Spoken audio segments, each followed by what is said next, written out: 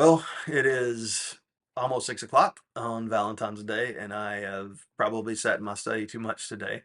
I did take my wife out on a date already.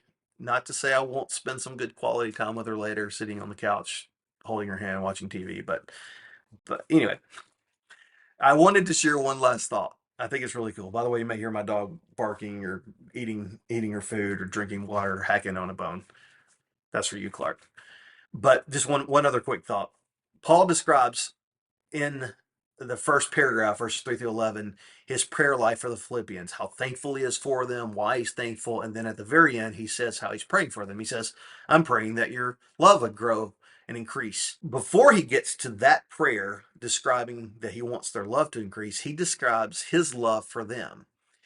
He says it in two ways. One he says is that you are in my heart, which is another way to say that they're on his mind. They're always on his mind. Heart in the Bible means mind. If you read heart, think mind, or maybe brain. There's another word for emotions.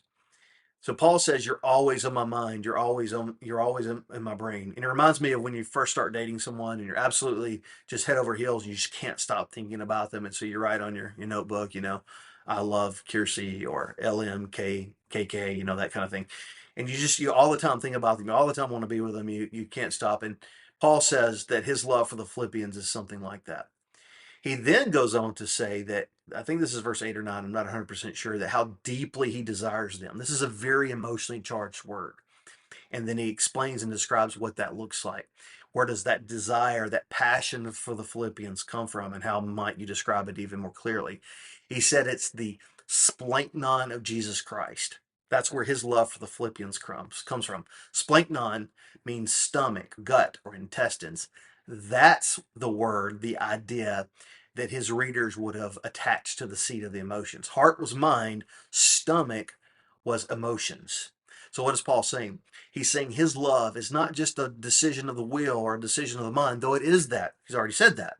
He's saying his love for the Philippians is a passionate, affectionate love, an overflow of emotions. So, yes, sometimes people in my circle, we do talk often about how important it is to identify love as not just emotions, but a decision of the will. That's true. But it's also deep, deep, passionate emotions, or it's not biblical love, according to Paul. Not only is this love that Paul has for the Philippians deep emotional love, but it comes from Jesus. He's saying that I don't just love you with my love, but the love that I have for you comes from Christ giving me love for you, which tells us something pretty crazy cool. This is not just Christ's love for the Philippians, it's Christ's love for us. Christ loves us with his guts, his emotions. Christ is absolutely crazy about us.